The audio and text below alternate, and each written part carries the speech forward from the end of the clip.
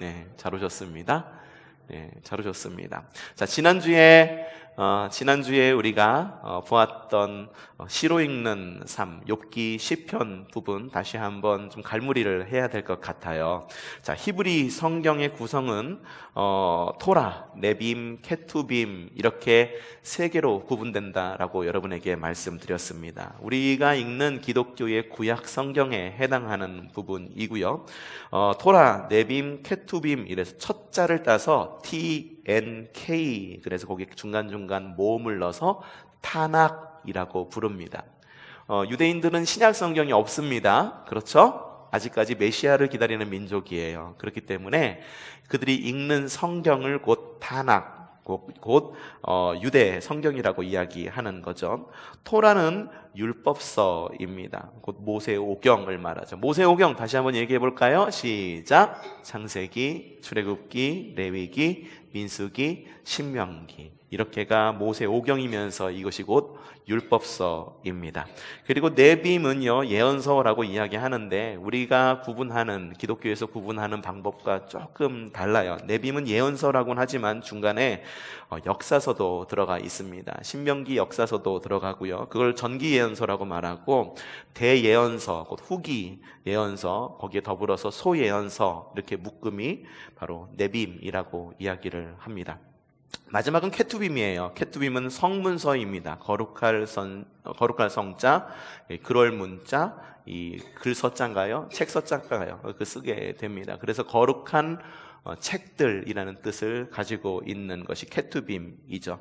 진리의 책이라고 말하는 시가서, 곧 시편, 잠언, 욥기, 그리고 지혜서인 아가, 룻기, 예레미야, 에가, 전도서, 에스더, 이렇게가 지혜서이고요. 기타 사서가 다니엘, 에스라, 느헤미야, 역대, 이렇게가 사서, 역사서, 기타 사서로 이렇게 구분이 됩니다. 지난주부터 우리가 본 것은 이렇게 타낙, 토라, 네빔, 케투빔 가운데에서 성문서인 부분인 케투빔을 보고 있는 것이에요. 토라와 역사서가 세상살이에 대한 하나님의 말씀, 곧 성도에 대한, 세상을 살고 있는 성도에 대한, 성도들에게 향한 하나님의 말씀이라고 말한다고 한다면, 성문서는 하나님의 말씀에 대한 삶의 반응입니다. 하나님의 말씀에 대한 성도의 반응이다라고 하는 것이죠. 대표적인 성문서는 시편이 있습니다. 그리고 지혜 문헌인 잠언, 욥기, 전도서가 있죠. 시편은 시의 형식으로, 그리고 기타 문헌은 격언조로, 논쟁조로, 설교조로 그렇게 지혜와 지식과 분별력과 학식을 우리에게 전달해 줍니다. 지난주부터 우리는 성문서 가운데에서도 욥기와 시편을 보고 있는데, 그 가운데서 욥기를 우리가 이미 좀 많이 훑어보았습니다. 욥기는 두 부분으로 나눌 수 있다라고 그랬어요. 맨 앞부분과 꽁지 부분, 그리고 가운데 부분, 이렇게 나눌 수가 있다라고 그랬는데, 앞부분과 뒷부분에 나와 있는 욥의 모습은 마치 슈퍼 히어로 같습니다. 어떤 시련과 고통 가운데에서도 믿음을 잃지 않는 위인으로서의 욥, 그리고 하나님을 찬양하고 어떤 시험이 와도, 어떤 상황 속에서도 나를 예배하네, 어떤 그런, 우리가 함께 예배하고 찬양했던 바로 그 찬양처럼 어떤 상황 속에서도 하나님을 예배하는 것을 잃지 않고 찬양하는 것을 잃지 않는 슈퍼 히어로의 모습인 욥. 하지만 중간 부분에 나와 있는 욥의 모습은 조금 달라요. 첫 부분과 마지막 부분은 슈퍼 히어로의 욥. 하지만 중간 부분에서는 이렇게 어려운 상황 속에서 내가 살아가는데 어떻게 살아가야 될 것인가 라고 하는 고뇌하는 삶의 모습으로의 욥의 모습이 나와 있는 것을 볼 수가 있어요. 그래서 쓰라린 삶의 경험을 통해서 하나님은 이런 분이시구나, 그렇게 경험을 통해 갖고 하나님을 고백을 합니다. 자, 욥기가 진정으로 우리에게 하고 싶은 이야기는 어느 부분일까요? 앞부분과 뒷부분에 나와 있는 슈퍼 히어로 욥의 모습일까요? 아니면 가운데 토막에 있는 고뇌하는 신앙인으로서의 욥의 모습일까요? 네, 지난주에 제가 여러분에게 말씀드릴 때에는 가운데 토막이 바로 우리들에게 하는 모습이다, 우리에게 하는 이야기이다라고 말씀을 드렸습니다. 잘못 사용하고 있는 구절들이 있다라고 그랬습니다. 우리 성경을 읽는데 우리 보통 성경을 조각조각 읽어요. 그래서 좋아하는 말씀 따로 있죠. 구절, 몇 장 몇 절 내가 좋아하는 구절이야라고 말하는데, 우리가 성경을 읽을 때에는 좋아하는 구절도 외우고 읽는 것도 중요하지만 전체적인 흐름 가운데 읽을 줄 아는 지혜가 필요합니다. 전체적인 흐름 가운데 읽지 않으면 간혹 오해를 일으킬 수 있는 그런 구절들이 있어요. 욥기에도 있죠. 내 시작은 미약하였으나 내 나중은 창대하리라.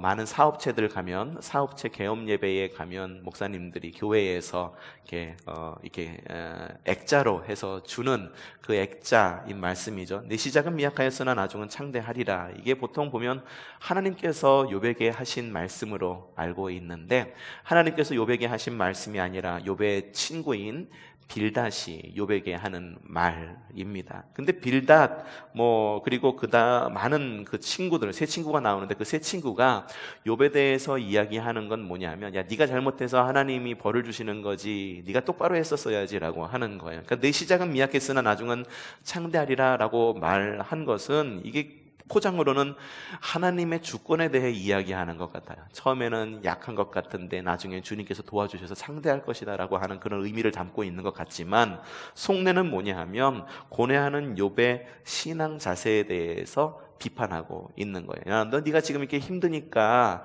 하나님을 욕하고, 그리고 그 삶에 대해서 이렇게 고민하고 그렇게 안 좋게 생각하지. 그런데 그게 아니야. 네 신앙 자세를 빨리 고쳐야 돼. 고치면은 그때는 네 시작은 미약했으나 나중에는 고쳐질 때에는 창대하게 될 거야 라고 하는 말씀이 바로 이 말씀이죠. 또 우리가 잘못 오해하고 있는 다른 말씀이 있죠. 나의 가는 길을 오직 주가 아시나니 그가 단련하신 후에는 내가 정금같이 나오리라 라고 하는 말. 이 말 여러분 굉장히 좋아하시죠? 예, 굉장히 좋아하세요. 근데 이 말은 어떤 말이냐면은, 우리가 시험을 이긴 다음에 정금같이 나오게 되는 이렇게 강력한 어떤 그런 사람이 된다라고 하는 말이 아니라 뭐냐면, 나는 하나님 앞에서 의롭습니다. 하나님 나를 한번 단련해 보세요. 단련해 보시고 나에게 한번 시련을 한번 줘보세요. 내가 어떻게 반응하는지 한번 봐주세요. 나는 정금과 같이 단단해질 것입니다 라고 하는 내용을 담고 있는 것이 바로 그 내용이에요. 그러니까 나의 가는 길은 오직 그가 하시나니 그가 나를 단련하신 후에는 내가 정금같이 나아오리라. 이건 뭐냐면 하나님에게 이야기하는 거예요. 나는 하나님 앞에 한치 부끄러움도 없어요. 나를 한번 시험해 보시고 테스트해 보셔도 괜찮습니다 라고 하는 것, 제 내용이다라고 하는 거죠. 그러니까 우리가 성경을 읽을 때 앞뒤 문맥에 맞춰가지고 잘 읽을 줄 알아야 되고, 그리고 성경을 읽을 때는요, 여러분들을 읽고 있는 많은 책이 바로 이거죠. 개역개정 성경 읽으시죠. 이전에는 개역 성경 읽으시죠. 근데 성경은 번역서예요. 헬라어와 히브리어로 쓰여진 것이 많은 단계를 거쳐서 우리에게 전해진 것이고, 헬라어와 히브리어를 직접 번역해서 우리말로 번역한 역사는 그렇게 길지가 않습니다. 번역서이기 때문에, 번역한 말이기 때문에 간혹 오해가 생기는, 그 문화가 다르기 때문에 문화 안에서 표현될 수 없는 단어들, 내용들도 있어요. 그렇기 때문에 많은 번역서를 좀 보셔야 돼요. 요즘 우리가 새벽 기도 시간에는 읽는 책은 세 번역입니다. 세 번역. 우리 특별 새벽 기도 지금 하고 있는데, 특별 새벽 기도 시간에 읽는 성경, 그 성경이 세 번역이에요. 네, 세 번역이에요. 그래서 새벽 기도를 나오시지 않으셨던 분들은, 야, 성경이 좀 이상하다라고 생각하셨던 분들도 종종 있을 것입니다. 근데 개역 성경이 아니라 세 번역 성경이기 때문에 여러분에게 좀 낯설지도 몰라요. 그런데 성경을 읽을 때에는 여러 성경을 읽어보시는 것이 중요합니다. 현대인의 성경이라는 성경도 있고, 세 번역, 그리고 어린이 성경이라고 굉장히 쉽게 되어 있는 것, 여러분들이 읽고 있는 개역 성경도 있고, 그리고 유명한 이 영성신학자인 유진 피터슨 목사님이 번역한 메시지라고 하는 성경도 있습니다. 저는 여기에 있는 성경들 한 번씩은 좀 이렇게 둘러가면서 저는 이렇게 설교 준비하면서 좀 읽어보기도 해요. 근데 그 내용들이 조금씩 이렇게 어폐가 조금 달라요. 그래서 우리가 어떠한 그 말씀을 읽을 때에는 한 성경을 고집하기보다는 여러 번역을 한번 읽어보아라, 좀 권해드리고 추천해드리고 싶습니다. 자, 욥기는요, 고난의 문제에 대한 책인가, 아니면은 하나님의 정의에 대한 책, 혹은 고난 가운데 하나님의 정의를 찾는 책인가? 그거는 아니다라고 하는 거예요. 욥기는요, 고난 가운데에서도 하나님에 대해 말할 수 있는 길을 보여주는 책이다라고 하는 것이죠.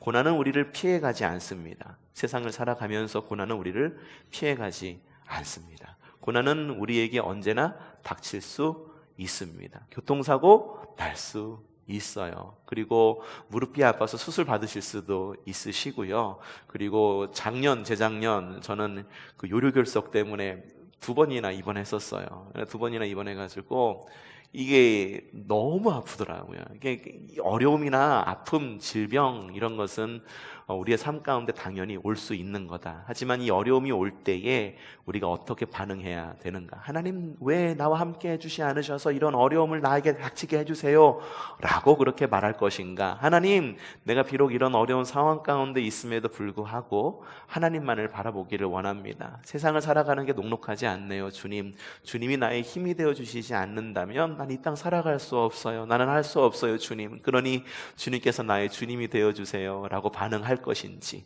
욥기는 바로 그걸 이야기하다라는 거예요. 어려움이 닥쳤을 때에 과연 욥은 어떻게 반응하는가를 보여주는 책이다. 자, 서문 앞부분이죠. 욥은 어떤 사람이었는가에 대해서 쭉 나와 있고, 사탄이 이의를 제기합니다. 하나님께서 인정하신 욥의 모습은 흠이 없고 정직하였고 하나님을 경외하고 악을 멀리하는 사람이었고, 동방에서 으뜸 가는 부자였고, 그리고 하나님을 경외하고 악을 멀리하는 사람이었다. 인품적으로도 끝내주는 사람이었어요. 그리고 부자였습니다. 거기에다가 종교생활도 끝내주게 잘하는, 신앙생활도 끝내주게 잘하는 사람이었었어요. 근데 사탄이 거기에 이의를 제기합니다. 에이, 주님, 욥이 그렇게 신앙생활 잘하는 것은 좋을 만한 환경 가운데 있으니까 좋은 사람인 거죠. 한번 있는 거 다 뺏어보세요. 다 뺏어보면 여기 어떻게 반응하는지 보면은 미천 다 드러날 거예요 라고 사탄이 이의를 제기하는 거죠.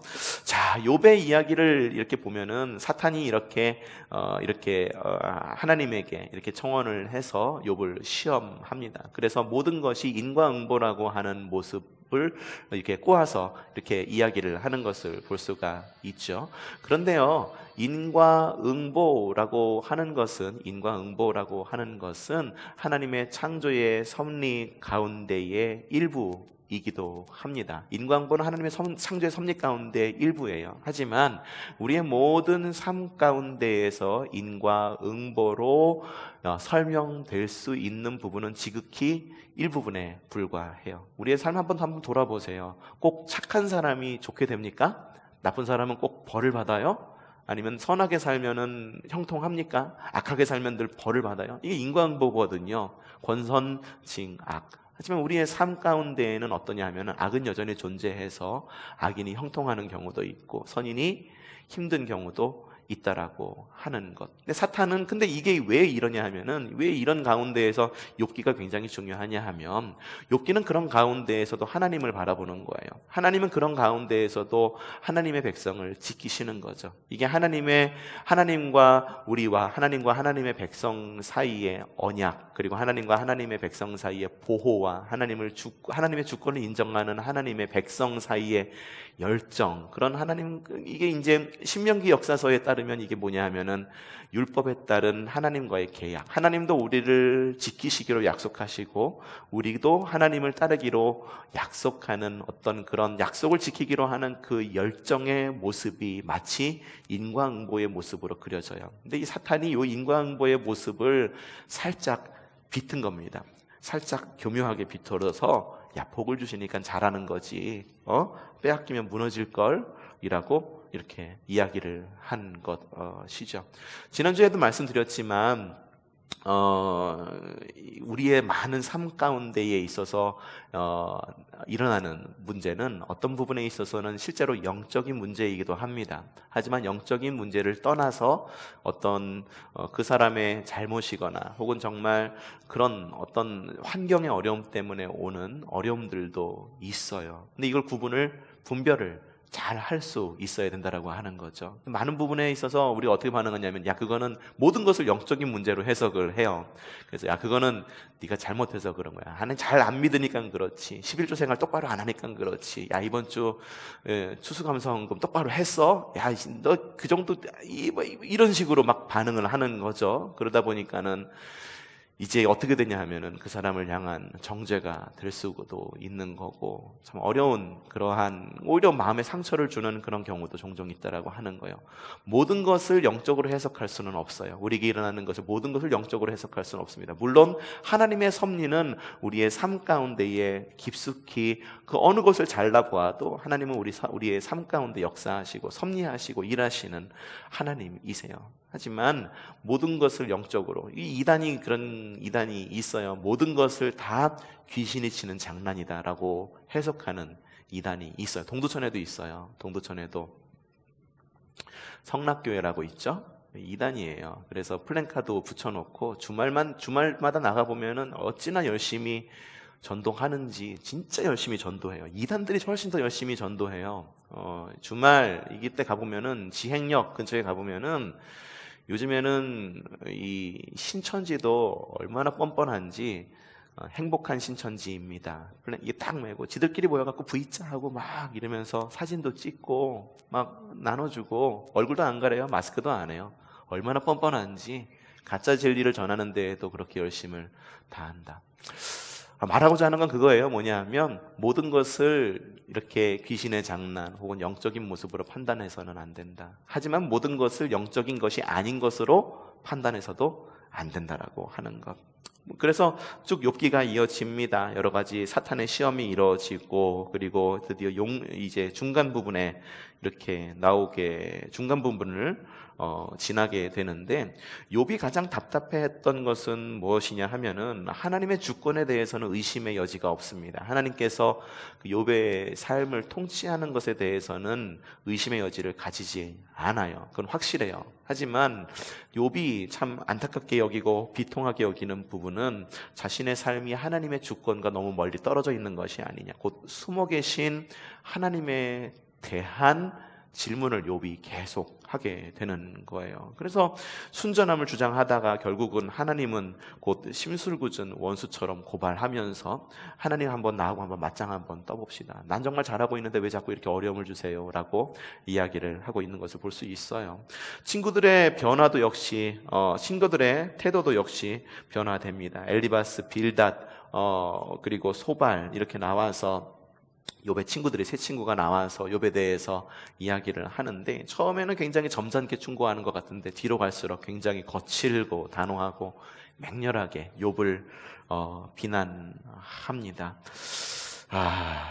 이 욥의 친구들에 대한 평가는 뭐냐 하면 욥에 대해서, 욥이 당한 고난에 대해서 이 참 안 됐다 위로해 주기보다도 자신들의 당위성을 말하는 것이다 라고 말하는 신학자도 있다라고 여러분에게 말씀을 드렸어요. 그들이 옹호한 것은 하나님이 아니라 그들의 안전이었다 라고 하는 거예요. 자신들은 평안하잖아요. 그러니까는 어려움 가운데 있었던 욥을 보면서, 야, 너 그렇게 하면 안 돼, 이렇게 해야 돼 라고 이야기를 했다라고 하는 거죠. 욥기에 새롭게 등장하는 인물이 32장부터 37장에 가서 새롭게 등장합니다. 엘리후라고 하는 사람인데, 엘리후는 이 나온 모든 사람들 가운데 가장 어린 사람이에요. 하지만 이 어린 사람이었음에도 불구하고 가장 중심 잡힌 하나님의 음성을 듣기 위한 하나의 음성으로 이렇게 등장하는 것을 볼 수가 있어요. 욥을 비판하고 그리고 새 친구들에게도 쓴소리를 합니다. 욥기 34장 37절에 보면 이렇게 적혀 있어요. 욥 어른은 자신이 지은 죄에다가 반역까지 더했으며 우리가 보는 앞에서도 하나님을 모독하였습니다. 욥에 대해서 이렇게 굉장히 신랄하게 이야기를 하죠. 새 친구들에게도 그거예요. 그렇습니다. 하나님은 위대하셔서 우리의 지식으로는 그분을 알 수 없습니다 라고 이야기를 하는 거예요. 과연 새 친구가 너희들이 뭐길래 하나님이 이런 분이다 저런 분이다 이야기해서 욥의 욥의 상황을 갖다 판단할 수 있느냐라고 이야기를 하고 있는 거죠. 그러면서 하나님의 음성과 창조세계의 법칙을 생각하라라고 이야기를 하죠. 욥기 37장 2절, 네 분 모두 하나님의 음성을 들으십시오. 그분의 입에서 나오는 천둥과 같은 소리를 들으십시오 라고 이야기를 하면서 37장 14절에는 뭐라고 이야기하고 있느냐, 욥 어른은 이 말을 귀담아 들으십시오. 정신을 가다듬어 하나님이 하시는 신기한 일들을 곰곰이 생각해 보십시오. 하나님의 일은 신비이시다. 천지를 창조하신 그 하나님의 신비를 다시 한번 곱씹어 보십시오라고 이야기하는데, 이게 엘리후가 나이도 어림에도 불구하고 세 친구와 욥에게 굉장히 당차게 이렇게 말하고 있어서, 어떻게 보면은 누군가가 우리 교회 안에서 정말로 새파랗게 젊은 사람이 여러분에게 와갖고 연로하신 분에게 가가지고선 이렇게 이야기한다면 어떻게 반응하겠습니까? 이런 버릇없는 녀석, 버릇없이 어디 와가지고선 이렇게 이야기하냐라고 그렇게 이야기할 수도 있을지도 몰라요. 근데 이 엘리후는 굉장히 이 욥기에서 굉장히 중요한 역할을 하게 해요. 욥의 시선이 땅에 머물러 있었어요. 왜 나를 이렇게 지금 여기 어렵게 하느냐를 갖다가 욥의 시선을 하늘로 향하게 합니다. 땅에서 하늘로 바꾸게 하죠. 욥기 35장 5절, 욥 어른은 하늘을 바라보시기 바랍니다. 구름이 얼마나 높이 있습니까? 하늘을 바라보라고 하는 건 정말 하늘을 바라보라라고 하는 이야기이기도 하지만, 하늘에 계신 주님을 바라보라라고 하는 음성으로 또한 들려지기도 합니다. 또 특징이 있는데, 엘리후만이 이 욥기에 나온 유일한 히브리식 이름입니다. 히브리식 이름을 주면서 히브리 사람의 하나님에 대한 어떠한 그런 것을 떠올리게 하는 하나의 장치이기도 하다라고 하는 거죠. 38장 1절에 가서는 욥기의 클라이막스에 다다르게 됩니다. 곧 하나님의 응답이 나오고 있는 것을 볼 수가 있죠. 욥기 38장 1절부터 3절 찾으셨나요? 한번 읽어보도록 하겠습니다. 시작.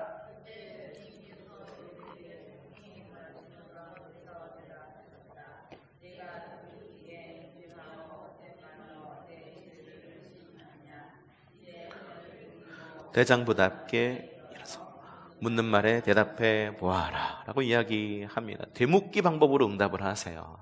내가 하나님께 막 응답 부르는 거예요. 하나님 왜 이렇게 어려운 상을 주시나요? 라고 응답하니까 오히려 주님이 욥에게 물어보는 거예요. 네가 누구기에 무지하고 헛된 말로 내 지혜를 의심하느냐? 라고 말하면서 욥에게 되묻는 것입니다. 이 되묻는 방식이 옛날 철학자들 사이에서도 있었어요. 계속해서 되묻는 거예요. 그래서 왜? 이러면서 지혜자가 물어오는 사람에게 되묻는 거예요. 그러면서 이제 끝까지 대답할 수 없을 때 나오는 말이 뭐냐 하면은 내 자신을 알라라고 하는 말. 누가 한 말이죠? 소크라테스가 한 말이다. 네 자신을 알라라고 말하는 것은 뭐냐 하면은, 네가 얼마나 유한한 사람인지, 네 지혜로 해석할 수 없는 게 얼마나 많은지 생각해 보아라. 어쩌면 주님께서는 똑같은 의미를 우리에게, 욥에게 주는 것이 아닌가 생각이 들기도 합니다. 네 자신을 알아라. 욥, 한번 내 자신을 한번 돌아봐봐. 내가 하는 일을 네 헛된 말로다가 내 지혜를 의심할 수 있겠니라고 이렇게 이야기를 하는 거예요. 경험으로 하나님을 판단하지 말라라고 하는 거죠. 네 경험상 하나님은 이러이러한 분이었어. 그렇기 때문에 지금도 이러이러한 하나님일 거야 라고 속단하지 말라라고 하는 것이죠. 에필로그입니다. 42장 7절부터 17절 나오죠. 세 친구와 욥에 대해서 주님이 판정을 하시는데 욥이 이깁니다. 욥의 판정승이에요. 그렇다고 해서 세 친구가 패배를 했느냐? 그건 아니에요. 주님께서 또 세 친구에게 은혜를 베푸셔서 용서의 길을 열어주십니다. 이제 너희는 너희가 용서받을 수 있도록 번제를 드려라 라고 이야기를 하면서, 너희가 어리석게 이야기했지만 내가 그대로 갚지는 않을 것이다 라고 이야기를 하죠. 이 역시 은혜의 하나님이에요. 욥을 어려움 가운데서 꺼내주신 하나님이시기도 했고, 욥의 세 친구들을 하나님에 대해서 불경하게 이야기하고 자신의 경험에 의해서 판단했던 하나님에 대한 것에 대한 그 부분 역시 마저도 용서하시는 하나님. 그러면서 욥에게 복을 주십니다. 재산이 완전하게 회복되는데 고난 전보다 2배의 복을 받게 되죠. 가정도 회복합니다. 7 아들과 아내 그리고 4 딸을 다시 얻게 됩니다. 가족이 회복이 되는데 가족이 회복되는 것에 대한 좀 특이한 점이 있어요. 7 아들에 대해서 소개를 안 하지만 4 딸에 대해서는 소개를 합니다. 앞부분에 대해서는 7 아들에 대해서 한참 이야기해요. 7 아들이 있었는데 욥이 이 7 아들을 위해서 하나님께 뭐 제사도 드리고 뭐 이런 이야기가 나오는데 뒷부분에선 7 아들에 대해서는 이야기를 하지 않고 7 아들에 대해서만 쭉 그냥 이야기만 합니다. 떠들썩했던 아들들에 대해서 침묵했던 딸에 대해서 칭찬을 하게 되죠. 그건 뭐냐면 과거에 대한 침묵, 그리고 지금에 대한 하나님께서 주시는 복. 프롤로그를 반성하는 거예요. 프롤로그에 있었던 욥의 모습을 반성하면서 에필로그에 이제 그 모든 것을 이제 마무리 짓게 되는 거죠. 욥이 복을 받게 된 이유는 인과응보, 그가 잘했기 때문에, 잘 이겨냈기 때문에 복을 받은 것인가? 그건 아니다라고 하는 거예요. 인과응보라고 하는 것은 하나님께서 있는 그대로 회복시켜 주는 거예요. 그렇죠? 있는 그대로 회복시켜 주는 거예요. 근데 여기에서 나타난 하나님의 회복의 방식은 뭐냐 하면, 재산은 2배 늘었고 가족은 회복되었지만 죽은 자식이 살아난 건가요? 죽은 자식이 살아난 것은 아니에요. 새로운 가족을 주신 거다라고 하는 거죠. 욥기는요, 갑절의 복에 대한 이야기가 아니라 이전과는 다른 복을 주신 하나님에 대한 이야기다라고 하는 것입니다. 우리 인생에 대한 이야기예요. 하나님은 늘 우리에게 새로운 것을 주신다라고 하는 거죠. 근데 우리는 보통 어떻게 생각하냐 하면은, 하나님 우리를 회복시켜 주세요 라고 말하면은 과거의 영광을 재현하는 것을 하나님께서 회복시켜 주시는 것이라고 그렇게 믿어요. 근데 하나님께서 회복시켜 주실 때에는 완전히 새로운 것을 주십니다. 이 복음서에서도요, 언제나 새로운 것에 대해서 이야기를 합니다. 새하늘과 새 땅을 주시겠다라고 말하죠. 새 옷을 입어라라고 말하고, 그리고 새 포도주는 새 부대에 담으라라고 이야기합니다. 옛사람을 벗어버리고 새 사람을 입으라라고 이야기를 합니다. 언제나 주님은 새 것을 원해요. 완전히 새로운 법칙을 이야기하시는 거예요. 완전히 새로운 법칙. 그러니까 하나님은 인과응보의 하나님이 시다라고 말하는 것은 굉장히 하나님의 단편만 보여주시는 것. 하나님께서 원하시는 건 뭐냐면, 우리의 삶에 있어서 완전히 새로운 삶, 주님의 복음으로 인하여, 그리고 주님의 말씀으로 인하여 완전히 새롭게 되는 새로운 삶. 새로운 삶은 이전 법을 따르지 않아요. 바로 복음이라고 하는 새 법을 따르는 삶이고, 법 없이도 살 수 있는 사람이 바로 새로운 삶을 살아가는 사람이다라고 하는 거죠. 시편입니다. 자, 시편으로 넘어오게 되는데요. 자, 시편은요, 2가지 형식으로 적혀져 있습니다. 시편은 하나는 찬양의 형식으로 적혀 있고, 또 하나는 기도의 형식으로 적혀 있습니다.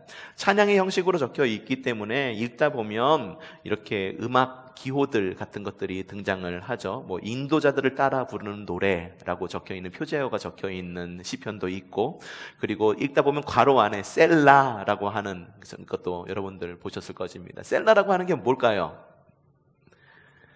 아멘?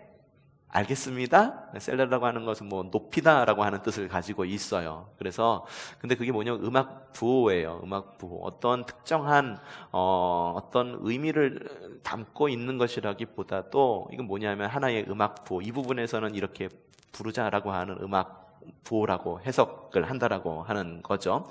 또한 찬양이라는 어떤 그런 모습 속에 또 하나의 어떤 모습이 있냐면 기도라고 하는 모습이 숨겨져 있습니다. 찬양이라고 적혀 있지만 악보가 우리에게 전수가 되어져 있지는 않아요. 그렇죠?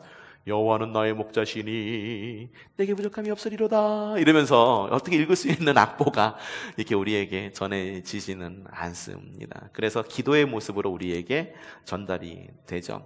언제 누가 왜 지었는지 답을 주지는 않아요. 시편에서 중요한 것은 뭐냐 하면 시대와 연대가 중요한 것이 아니라 상황이 중요한 거예요. 어떤 상황 속에서 이 시편이 읽혀진 것인가, 이 상황이 중요한 거고, 시편의 최종 형태는 책입니다. 시편 몇 편까지 있나요? 150편까지 있죠. 150편이 총 5권으로 이루어져 있습니다. 시편은 우리는 성경의 한 권으로 보잖아요. 근데 이 한 권이 한 권으로 묶여 있는 것이 아니라 그 가운데에 5개의 책으로 또한 분할될 수 있다라고 하는 거죠. 1권부터 3권 그리고 4권부터 5권 이렇게 또 두 부분으로 나눌 수가 있는데 1권은 1편부터 41편, 2권은 42편부터 72편, 3권은 73편부터 89편, 4권은 90편부터 106편, 5권은 107편부터 150편까지 이렇게 나누어 수가 있습니다. 1권부터 3권까지는 다윗의 통치를 다룬다고 한다면 4권부터 5권까지는 하나님의 통치를 소망하는 어떤 그런 시로 구분될 수가 있어요. 그러니까 시편을 처음부터 시편 1편부터 150편까지 차례대로 읽어 나가면 다윗의 통치로부터 시작된 그런 어떤 그런 시편의 저자의 그러한 노래의 제목이 점차 하나님의 통치로 옮겨가고 있는 것을 볼 수가 있다라고 하는 것입니다. 자, 1권은 대부분 다윗의 시라고 하는 제목을 갖고 기록되어 있습니다. 다윗의 시라고 적혀 있는 것은 다윗의 이름 아래 수집되었다라고 하는 의미를 담고 있어요. 1편과 2편을 제외하고는 모두 탄원시입니다. 쫓기고 부대끼고 허물 많은 인생 가운데에서 하나님께 부르짖는 시인의 절규. 그래서 시편 1편부터 41편까지 쭉 읽다 보면은 나와 간간히 나오는 단어가 뭐냐면은 어찌하여 이런 말, 어찌하여 이런 말들이 등장한다라고 하는 거죠. 그래서 탄원의 배경을 짐작해 본다면 어쩌면 시인들은 질병 혹은 죄악, 원수, 전쟁, 불의 그리고 박해 가운데에 놓이지 않았는가. 이 탄원시에서 가장 큰 고통, 시인의 가장 큰 고통은 뭐냐 하면 욥기와 좀 많이 비슷해요. 뭐냐면 하나님의 침묵입니다. 시편 13편 1절 한번 읽어보죠. 시작. 주님, 언제까지 나를 잊으시렵니까? 영원히 잊으시렵니까? 언제까지 나를 외면하시렵니까? 그거예요. 시인의 가장 큰 고통이 뭐냐 하면 하나님께서 나를 외면하시는 것 같다라고 하는 거예요. 근데 그렇지만 이 시편 1편은 그냥 그러한 불평과 불만 혹은 고통에만 머물러 있지 않아요. 결국은 결말에 가면은 뭐냐 하면 어떻게 변냐면은 하나님의 부재 가운데에서 하나님의 임재를 경험하면서 시편이 마무리되는 것을 볼 수가 있어요. 원망에서 찬양으로 바뀌면서 시편이 마무리됩니다. 참 신기하죠? 언약의 백성인 이스라엘도 탄식하고 불평했다라고 하는 것이죠. 우리 신앙생활하면서요, 어려움과 불평 그리고 탄식 있을 수 있나요? 네, 있을 수 있어요. 있을 수 있어요. 하지만 중요한 건 뭐냐 하면 있을 수 있는 그 상황 가운데에 우리가 어떻게 반응하느냐라고 하는 거예요. 그냥 불평과 불만만 가득 차가지고선 그냥 눈빛만 봐도 야, 저 사람 정말 불만 많은 사람이야 라는 그런 사람으로 그냥 평가를 받고 사람들이 피하는 사람이 될 것인가. 야, 저 권사님, 저 집사님 정말 어려움 가운데에서도 그 불평, 불만이 있을 만한 상황인데도 어쩜 저렇게 삶을 정말 하나님 보시기에 정말 아름답게 살아가느냐, 어떻게 저렇게 반응할 수 있지? 라고 말하면서 믿음의 후손들에게 도전을 줄 수 있는 그런 자세. 2권으로 넘어갑니다. 2권은 42편에서 72편이죠. 2권은 크게 두 부분으로 나뉘는데요. 42편 그리고 44편에서 49편, 이 부분은 고라 자손의 시이고요. 그리고 51편부터 71편까지는 다윗의 시입니다. 시편 42편부터 72편에 이르는 제2권의 많은 부분들은 시온산에 계신 하나님에 대해서 이야기를 하고 있어요. 시편 43편 1절, 5절, 11절 함께 읽어보죠. 하나님은 우리의 피난처시니. 시작.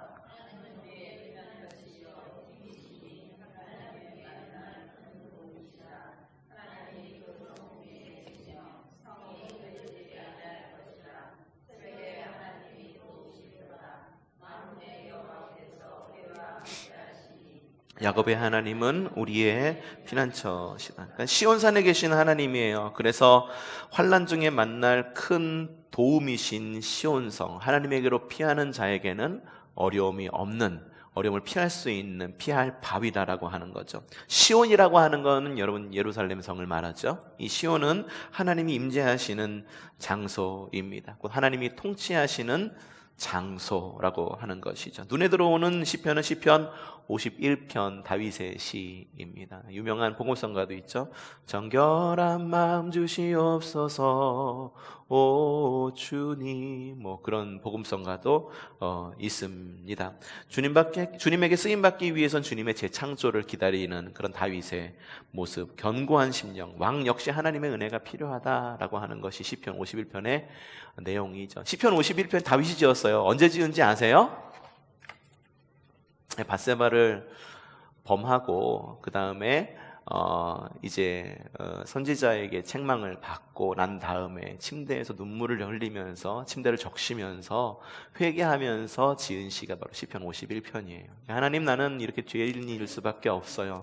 나에게 정결한 마음을 주셔서 새롭게 창조해 주시옵소서라고 하는 것이 시편 51편 제2권 가운데에서 유명한 성경 구절입니다. 3권으로 넘어가는입니다. 3권은 73편에서부터 89편이죠. 이 과거를 회상해요. 이 시편 이 3권에서는 과거를 회상하는데 하나님의 나라 이스라엘이 왜 무너졌는지에 대해서 이렇게 반성을 하는 그런 내용들이 쭉 이어지고 있죠. 다윗 왕조를 바라봅니다. 과거를 바라봅니다. 다윗 왕조를 바라보는데 다윗의 시각으로 다윗 왕조를 보는 것이 아니라 제3의 눈들로 다윗의 왕조를 바라봅니다. 아삽, 고라 자손, 에단이라고 하는 그런 사람들의 시편이 쭉 나와 있죠. 그래서 왜 이렇습니까? 왜 우리에게 이렇게 어려움을 주시고 언제까지 이런 어려움이 닥칠 것입니까? 라고 하는 질문들이 쭉 나오지만 그것이 원망이 아닌 하나님에 대한 희망으로 전환이 되고 그렇게 기록이 됩니다. 그래서 다윗 왕조, 이게 굉장히 우리가 겪었던 다윗 왕조는 굉장히 좋고 화려하고 회복되어야 될 왕조이었지만 우리가 궁극적으로 바라야 될 것은 무엇인가? 시인이 바라는 건 뭐냐 하면 주님께서 직접 다스리는 나라와 사회를 이렇게 바라고 있는 것을 볼 수가 있어요. 다윗 왕조를 넘어서는 나라를 위해서 기도하는 모습을 볼 수가 있다라고 하는 거예요. 자, 여러분, 우리가 나라를 위해서 기도할 때 어떻게 기도해야 될까요? 우리가 보통 구국기도회 혹은 나라를 위한 기도회라고 말하면은 보통의 경우에는 굉장히 많은 정치색을 좀 많이 띠고 있는 것을 좀 볼 수가 있어요. 그래가지고 실제로 좀 정치적으로 기도회를 좀 많이 좀 이용하기도 해요. 근데 저는 그런 모습이 좀 안타까워요. 그냥 기도는 기도 모습 그대로의 모습으로 기도를 하는 것이 옳지 않은가라는 생각이 들기도 하고, 이상하게 꼭 보수 집회에 가면은 꼭 그곳 가운데에서 이렇게 기도회를 하거나 그런 모습들이 보여지는데, 마치 이런 나라를 위한 기도의 모습이 어떤 정말 진짜 하나님 나라를 위한 어떤 하나님 나라를 구하는 그런 나라를 위한 기도가 아니라 마치 내가 생각할 때에 그것이 정의라고 여겨지는 부분에 대해서 아예 목적을 정해놓고 하나님께서 어떻게 인도해 주실지를 갖다가 기대하는 기도회가 아니라 마치 목적을 정해놓고 이것이 하나님이 통치하시는 나라라고 하는 하나의 형상, 틀을 딱 정해놓고 그것을 위해서 좀 기도하고 있지는 않은지를 좀 돌아볼 필요가 있지 않을까, 좀 조심스럽게 이렇게 이야기를 해봅니다. 4권입니다. 90편에서 106편이죠. 4권에 들어서면서 관심이 변화돼요. 다윗에게서 모세에게로 변화되죠. 그 예로 시편 90편의 표제가 하나님의 사람 모세의 기도라고 적혀 있습니다. 내용 역시 광야 생활에 대한 것들의 내용이 나오고 있어요. 하나님의 은혜에 대해서 이야기하고 있어요. 그러니까 왕국이 무너진 상황에서 우리가 희망을 어디에 두어야 될 것인가? 결국은 출애굽을 시키신 그 하나님, 창조주 하나님에게로 우리가 눈을 돌려야 되는 것이 아닌가, 이렇게 돌아보게 되죠. 주제는 감사입니다. 하나님께서 우리에게 이런 어려움을 주셨지만 과거에 인도해 주셨던 하나님, 그러므로 우리는 감사할 수밖에 없습니다. 여호와께 감사하라 라는 말이 계속 등장을 하고, 감사와 함께 새 노래를 계속해서 이야기하고 있습니다. 시편 96편 1절 말씀이죠. 읽어보죠. 시작.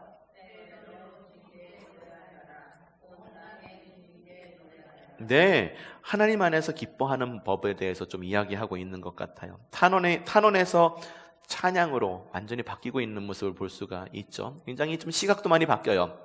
다윗에서 모세에게로 바뀌고, 시온성에서 하나님의 나라, 그리고 탄원에서 감사.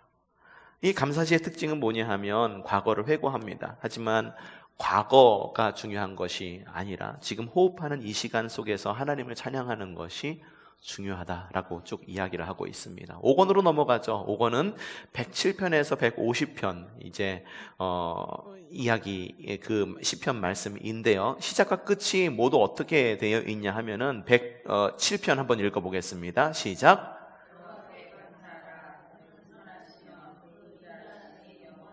네, 마지막 절인 시편 150편 6절 말씀 시작. 네, 감사로 시작해서 찬양으로 끝을 맺고 있는 것을 볼 수가 있어요. 찬양하라 라고 말하면서 이 찬양이라고 하는 것은 누가 왜 찬양하려야 되는지에 대해 이야기하고, 누가 찬양합니까? 호흡이 있는 자는 다 찬양을 해야 된다라고 하는 거죠. 이게 독창이 아니에요. 합창이에요. 합창의 힘은 굉장합니다. 그래서 떼창 혹은 회중찬양이라고 말하는 힘은 굉장히 강력해요. 여러분, 우리가 교회에서 예배할 때 회중찬양 하잖아요. 회중찬양 할 때 남의 목소리에 숨어 있으면 안 돼요. 내 목소리를 한번 내보세요. 내 목소리를 내서 모든 회중이 모여서 찬양할 때 그 목소리가 합쳐질 때 우리에게 주는 그 힘과 우리에게 주는 그 위로는 굉장합니다. 기도 이상의 힘을 갖고 있는 것이 합창의 힘이에요. 권유가 아닌 명령과 지시와 초대입니다. 할렐루야라고 하는 말이 나오죠. 할렐루야는 권유입니까? 명령입니까? 아니면은 그냥 다른 말입니까? 할렐루야는 뭔가요? 명령인가요? 권유인가요? 권유인가요? 한번 찬양해 주세요 하시는 것이 어떻겠어요? 라고 말하는 것이 할렐루야입니까? 아니면은 찬양해라 라고 하는 것이 할렐루야입니까? 명령이에요. 할렐루야는 명령입니다. 그럼 끊어쓰기 할 때 할렐루야가 맞습니까? 할렐루야가 맞습니까? 할렐루야가 맞습니까? 예, 할렐루야가 맞습니다. 할렐루라고 하는 말은 찬양하라라는 말이고, 야라고 하는 말은 하나님이라는 뜻이에요. 할렐루야라고 말하는 것은 하나님을 찬양합시다, 하나님을 찬양하여라 라고 하는 명령형입니다. 찬양이란 무엇이냐? 주님의 은혜를 되새기는 거다. 삶의 주어를 바꾸는 행위이다. 내 삶의 주어가 나일 때에는 탄원입니다. 하지만 내 삶의 주어가 주님일 때에는 찬양이 된다라고 하는 것입니다. 내가 해보니까, 내가 경험해본 바, 내가 이렇게 했을 때라고 보다도 주님께서 이렇게 하셨어, 주님께서 이렇게 하실 거야, 주님의 인도하심을 기대해 라고 시작하면은 거기부터는 나에 대한 이야기가 아니라 하나님에 대한 찬양이 된다라고 하는 거죠. 앞서서 이야기했어요. 시편은 하나는 찬양의 모습, 하나는 기도의 모습으로 적혀 있다라고 이야기를 하고 있죠. 말씀을 드렸죠. 그래서 찬양과 기도는 사실 떼어놓을 수가 없어요. 찬양의 모습이 곧 기도의 모습이고, 기도의 모습이 곧 찬양의 모습입니다. 그러니 찬양할 때에, 찬양이란 주님의 은혜를 되새기는 것이고 찬양이란 삶의 주어를 바꾸는 행위다라고 하는 것은 기도에도 역시 마찬가지예요. 적용이 될 수 있는 거예요. 기도는 주님의 은혜를 되새기는 겁니다. 기도는 나의 삶의 주어를 바꾸는 것입니다. 여러분들 이거를 기억하시고, 여러분의 기도와 여러분의 찬양, 그리고 여러분에게 말씀하시는 그 하나님에 대한 여러분의 반응이 찬양과 기도, 그리고 때로는 우리가 살아갈 때에는 종종 탄식할 수도 있고 하나님을 원망할 수도 있어요. 하지만 그때를 어떻게 이겨내고 하나님께 어떻게 반응할 것인가, 그 어려움에 대해서 우리는 어떻게 반응할 것인가 고민하면서 언제나 어떤 상황에도 나는 예배하네. 예, 어떤 상황 속에서도 예배하고, 어떤 상황 속에서도 기도하고, 어떤 상황 속에서도 하나님을 찬양하고 주님만을 바라볼 수 있는 저와 여러분이 되기를 주님의 이름으로 축복합니다.